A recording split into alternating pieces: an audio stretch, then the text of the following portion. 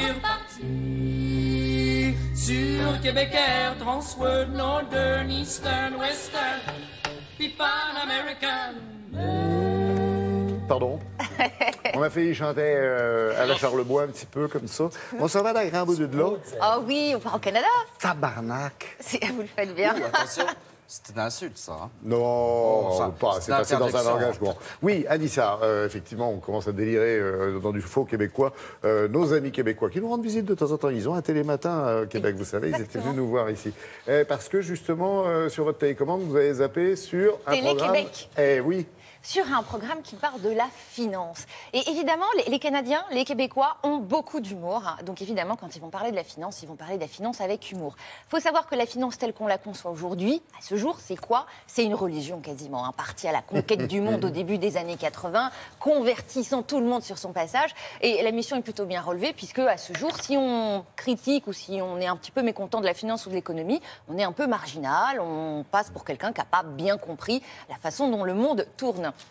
Eh bien, le fait est que même si ceux qui pensent avoir compris la finance en sont satisfaits, en fait, on n'a rien compris. En réalité, il y a plein d'éléments qui nous échappent. Et il se trouve qu'il y a un Québécois du nom de Pierre-Yves Maxwin, qui est un expert en la matière. Et lui, il s'est dit, OK, moi, je vais venir, je vais décrypter toute cette petite affaire. Cool, ouais. Je vais vous analyser tout ça. Et surtout, je vais donner des petites astuces à ceux qui pensent avoir compris et qui, en fait, ne savent pas tout. L'idée, c'est que ça serve le plus grand monde. Alors, qu'est-ce qu'il fait? Il va vivre plein de petites situations quotidiennes, et ça va de tout, de l'achat d'un sandwich dans une marque de fast-food très connue, à des choses un petit peu plus importantes, comme des comptes bancaires, et il va vous expliquer ce qu'il faut faire pour gagner de l'argent. Un exemple, au Canada, vous savez, c'est comme aux États-Unis, les études supérieures coûtent très très cher. Oui. Et donc, les gens sont obligés, dès qu'ils font des enfants, de mettre de l'argent de côté. Sauf que, ils ne le savent pas tous, mais il y a moyen de gagner de l'argent supplémentaire sur de l'argent investi. Et lui, il s'est dit, quoi de mieux que de faire une sorte de micro-trottoir et de leur balancer l'information. Alors, en extrait, ça donne quoi? Je vous laisse découvrir.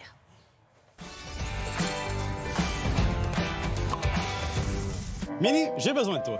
Qu'est-ce qui se passe, mon Pierre-Yves? Beaucoup de parents disent qu'ils n'ont pas d'argent pour les études de leurs enfants. Peux-tu vérifier ça pour moi? C'est comme si c'était fait. Good. Bonjour, madame. Monsieur, est-ce que je peux vous poser quelques questions? Est-ce que ça coûte cher, ça?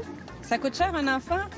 Oui, ça coûte cher un enfant. Est-ce que vous épargnez de l'argent pour les études de vos enfants? Oui. On a les régimes enregistrés d'épargne d'études, le R avec 3 E. Combien qu'il faut mettre pour que ce soit optimal? Ben là, le gouvernement, il met 25 par année de ce que je mets. Vous faites 30 Tu vois? C'est ça, oui. Ah, mais moi, ils m'ont dit 25 à la banque. Non, c'est Ils 30 m'ont menti? C'est 10 du provincial, puis 20 du fédéral. Ah, ben écoute, tu vas faire quelque chose. Vous serez mieux de vérifier avec votre banquier, là. Mais oui. Oui, il se garde peut-être un 5 là. Penses-tu? Est-ce que vous ramassez de l'argent pour les études? Oui, de on vos met des enfants? sous de côté. Dans un régime? L'assurance cochon va ouvrir un compte bientôt. Est-ce que vous saviez que chaque mois, là, vous perdez du rendement?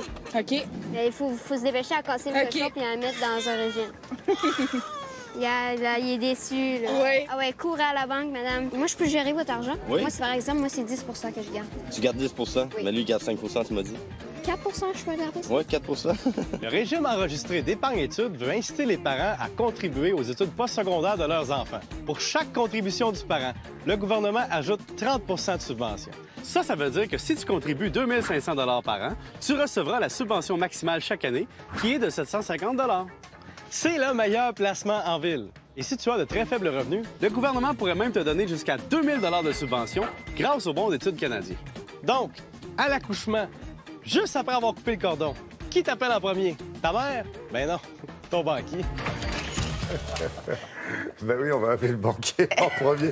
Non, mais c'est très drôle. Il n'y a que ce genre de séquence comme ça, parce que c'est assez rapide finalement, mais efficace. Hein? C'est rapide, efficace, on a compris. On a tout compris. Et vous avez 4 à 5 séances comme ça par émission. Donc, chaque semaine, des séquences différentes, donc des mises en situation.